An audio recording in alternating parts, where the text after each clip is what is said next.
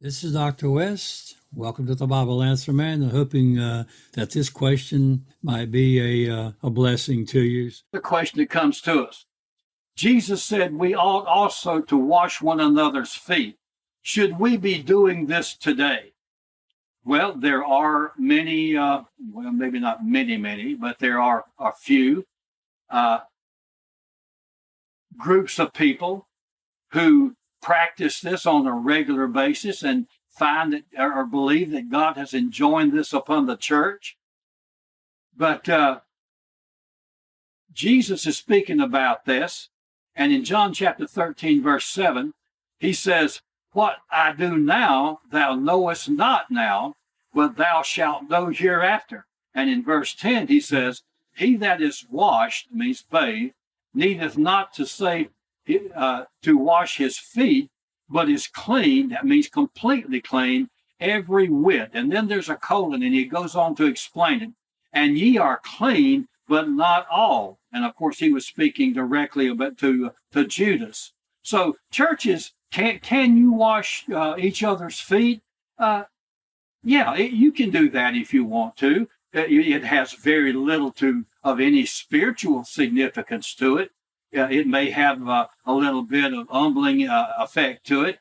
But what is being said is to deal with the purification of the soul. Jesus was basically doing an act and showing humiliation of the soul and being willing to act in a servant's mode. The first thing that when you went into a person's home in the first century, and this is Jesus was speaking to first century people, so this would have been very relevant to them. And they would have known that if you went to visit someone, the first thing that you would have done to you, if you were an honored guest, would be that they would anoint your head with oil because of the heat of the day, and oil would have a cooling and a soothing effect to you. And then they would have a servant wash your feet, and they would take off the sandals and wash the feet. The sandals would have been messy from walking in the filth and the dung of the streets and the garbage which had been placed in the streets. So the feet would have been contaminated, certainly, and been filthy. So they would have been washed as a servant's function. That would have been one of the first things if you were an honored guest. Remember that Jesus chastised the person because he took him into his house, and Jesus said, "When I came in, you didn't give me a kiss. You didn't anoint my head with oil. You didn't wash my feet." So what Jesus was saying, you don't even count me worthy to be in your roof, but I'm here. I'm an invited guest. You didn't even show me that courtesy. So washing of feet is just it's a purification of the soul act, and it's a casting down of the flesh.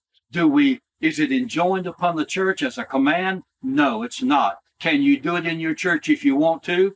You can. I personally don't like it myself.